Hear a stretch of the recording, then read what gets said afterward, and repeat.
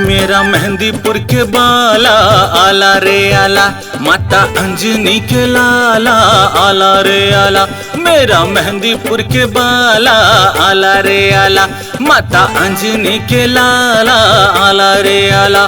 संग में प्रेतराज सरकार, भैरव बाबा का दरबार, बैठा बाला सोटे बाला आला रे आला। मेरा मेहंदीपुर के बाला आला रे आला।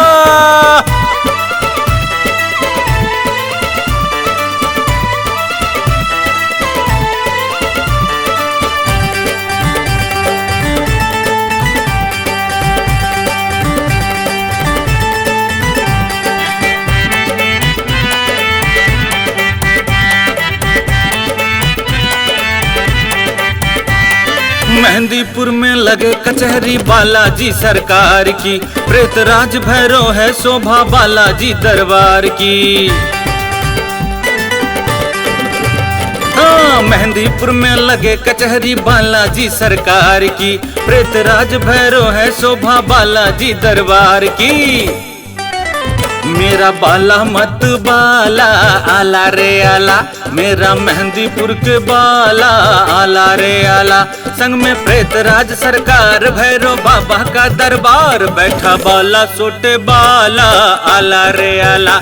मेरा मेहंदीपुर के बाला आला रे आला।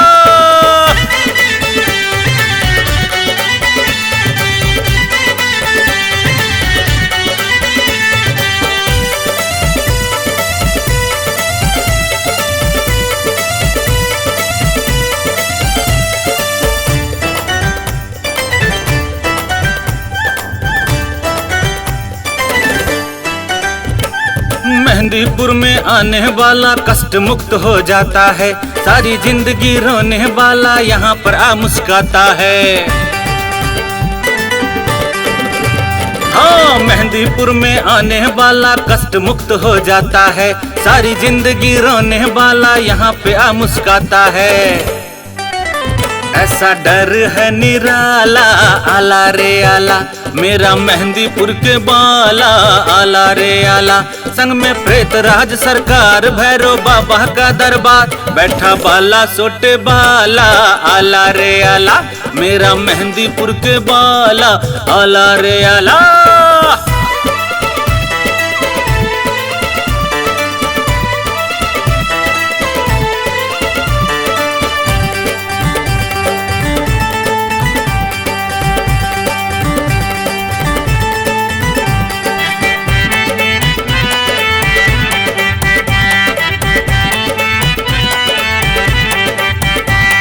बुरी आत्मा यहाँ पे आके धुएं में चली जाती है, प्रेतराज सरकार के आगे रोती है चिल्लाती है।